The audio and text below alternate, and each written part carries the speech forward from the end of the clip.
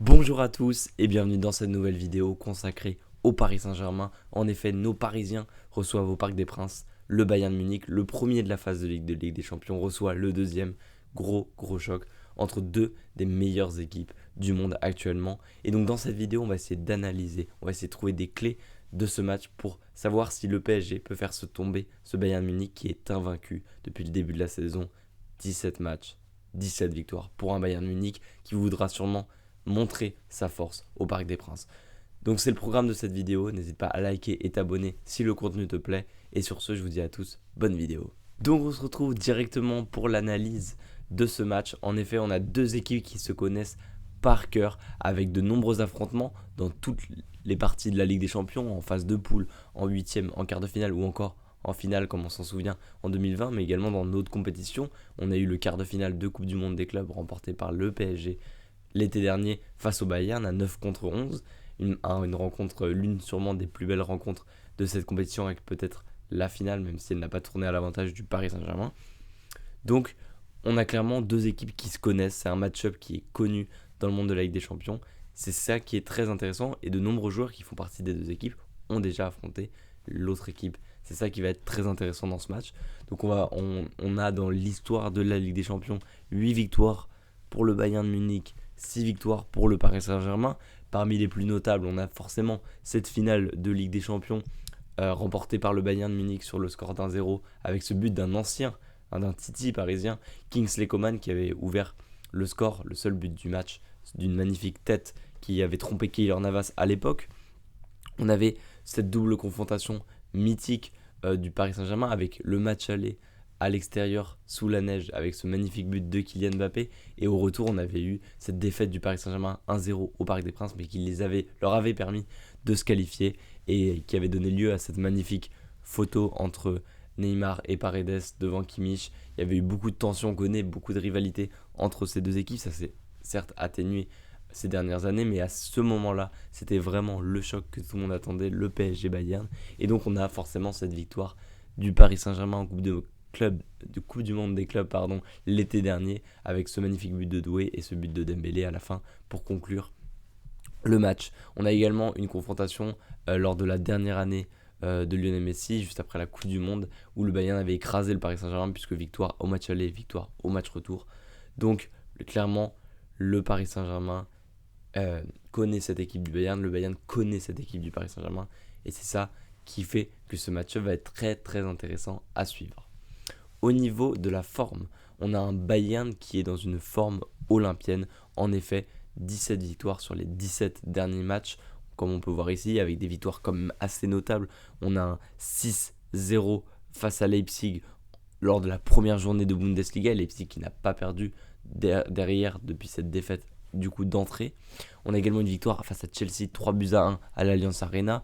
On a également une victoire face à Dortmund 2-1 dans le Klassiker. Et on a surtout cette victoire 3-0 face à Leverkusen ce week-end, qui montre que le Bayern est très très très très solide. Ils ont 27 points sur 27 possibles. Ils sont leaders de Bundesliga avec près de 5 points d'avance, ce qui est plutôt énorme.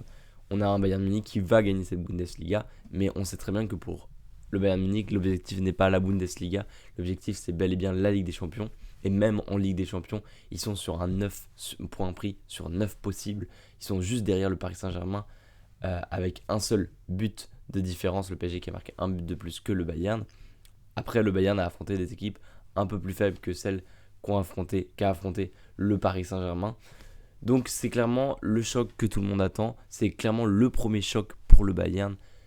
Je ne veux pas faire d'offense à Chelsea ou encore à Leipzig, mais un Bayern Munich a besoin de se confronter à l'élite, à ces équipes qui sont ici. Ça tombe bien, le Bayern jouera ensuite, après avoir joué le Paris Saint-Germain, jouera Arsenal. Donc on aura de quoi. Le Bayern aura de quoi se montrer, et le Bayern aura de quoi montrer que ce n'est pas seulement un enchaînement de victoires, mais c'est bel et bien une hégémonie qu'ils veulent mettre en place sur le continent européen. Donc le Bayern Munich en forme, en grande forme, s'apprête à affronter un Paris Saint-Germain qui fait un début de saison plutôt timide, un début de saison qui est plutôt contrasté entre la Ligue 1 et la Ligue des Champions.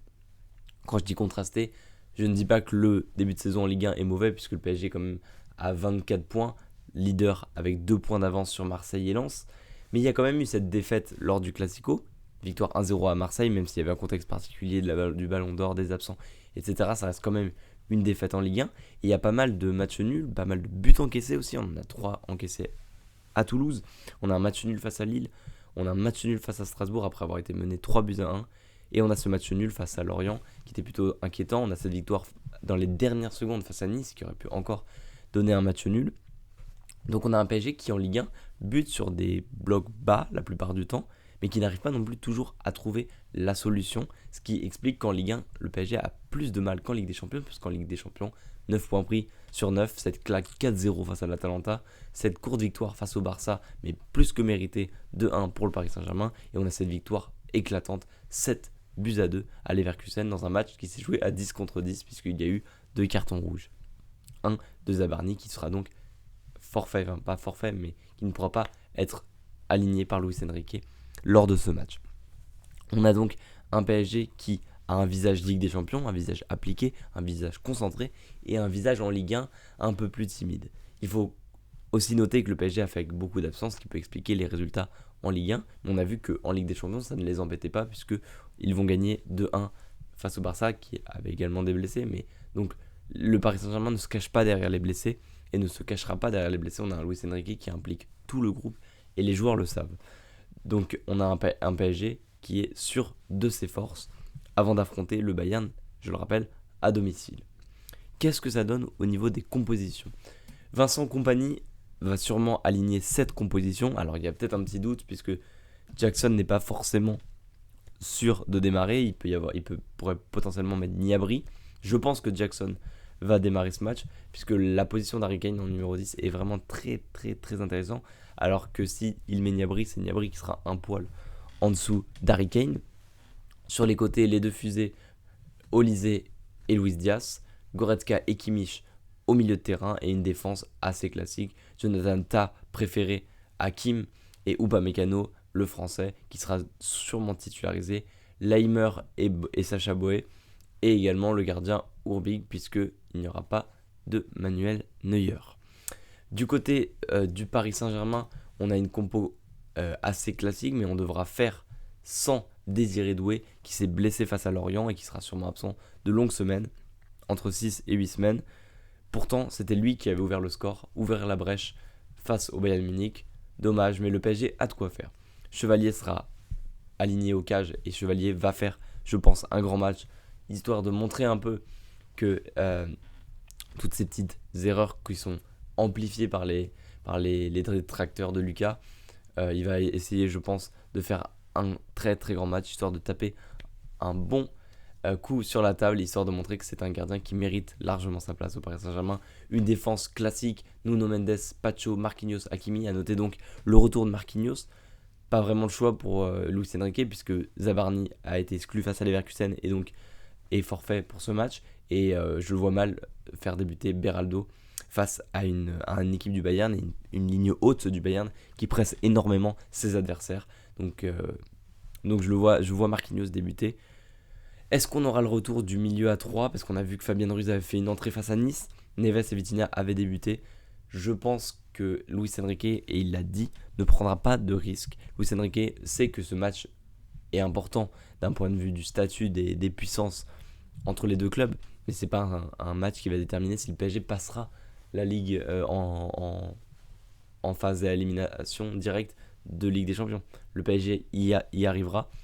Donc je pense que Luis Enrique ne prendra pas de risque. C'est pour ça que Zaïre Emery sera selon moi titulaire. Et en attaque, par contre, est-ce qu'il va faire le choix de placer Dembélé ? Je pense également que Dembélé ne débutera pas. Je pense qu'on sera plutôt ici sur un Mayoulou en pointe, à voir ce qui se passe avec Dembélé, puisqu'il a ressenti une gêne aux ischio. Donc on ne sait pas encore pour Dembélé.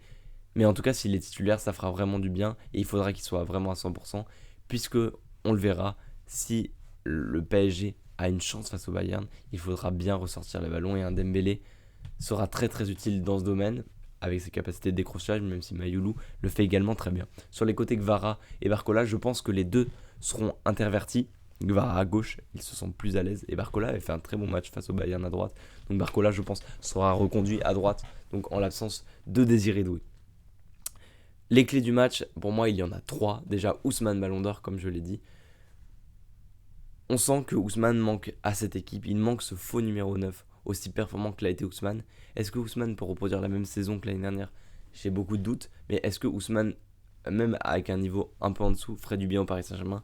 Je pense, donc c'est pour ça que si il y a possibilité d'aligner Ousmane, j'essaierai d'aligner Ousmane Dembélé pour franchement aider l'équipe et faire gagner en plus-value cette équipe. Je pense que ce sera un élément déterminant du côté du Paris Saint-Germain. De l'autre côté, du côté du Bayern, Joshua Kimmich, quel joueur, ça fait combien d'années qu'on parle de lui et pourtant il est toujours aussi merveilleux, des passes exceptionnelles, il a une vision de jeu qui est extraordinaire et donc je pense que Luis Enrique mettra en place un quadrillage spécial sur Joshua Kimmich. Je vois bien un Joao Neves pressé fort sur Kimmich puisque on sait que défensivement Kimmich c'est pas le meilleur alors que offensivement il aide pas mal son équipe à travers ses passes qui cassent plusieurs lignes. Donc je pense que Luis Enrique prépare un plan pour bien quadriller Kimmich. Et le point le plus important pour moi, la clé, ça va être les duels sur les côtés. Que ce soit Olise contre Nuno Mendes, que ce soit Kvaratskhelia contre Sacha Boey, que ce soit Konrad Laimer contre Barcola, que ce soit Luis Diaz contre Hakimi. Je pense qu'il va y avoir des gros duels, des joueurs qui ont besoin de se prouver, des joueurs qui ont besoin de montrer leur statut et qui ont besoin de surtout, c'est des joueurs de duel de part et d'autre, donc forcément il y aura des moments de tension. Il faudra bien rester dans son match, il faudra pour Nuno Mendes et Hakimi certes monter, apporter offensivement, mais savoir rester également défensivement présent. Mais ça je leur fais entièrement confiance avec le football de Luis Enrique, l'un compense l'autre et toute l'équipe compense les montées de l'un et de l'autre. Donc pour le coup, je fais entièrement confiance à nos deux latéraux pour ce duel sur les côtés, car je pense que ce sont les deux meilleurs latéraux du monde, donc on ne peut que leur faire confiance. Maintenant, on va passer à la partie la plus intéressante, la partie pronostic. Qui vois-je gagner entre le Paris Saint-Germain et le Bayern Munich? J'aurai la chance d'être au stade, de voir en direct ce match. Donc n'hésitez pas à me dire déjà dans les commentaires si vous voulez une vidéo autour du match. Mais pour ce match, je vois une victoire du Paris Saint-Germain. Je pense que le Paris Saint-Germain peut le faire. Je pense qu'on surcote un peu le Bayern Munich. Certes, gros début de saison, c'est sûrement ils font partie des 3 meilleures équipes du monde. Mais je pense que le Paris Saint-Germain a plus de certitude que le Bayern Munich. Et je pense surtout que le Paris Saint-Germain colle parfaitement aux faiblesses du Bayern Munich. C'est donc pour ça que je mets le Paris Saint-Germain favori. Selon moi, je les vois s'imposer sur le score de 2 buts à 1 ou alors 3 buts à 1 selon la physionomie du match. En tout cas, je vois le Paris Saint-Germain marquer et je vois également le Bayern marquer. C'est pour ça que je vois un écart de 1 but ou 2 buts, mais avec un but de part et d'autre. Voilà, c'est la fin de cette vidéo. N'hésite pas à me donner ton pronostic sur le match dans les commentaires. Et sur ce, je vous souhaite à tous un très beau match de football et allez Paris.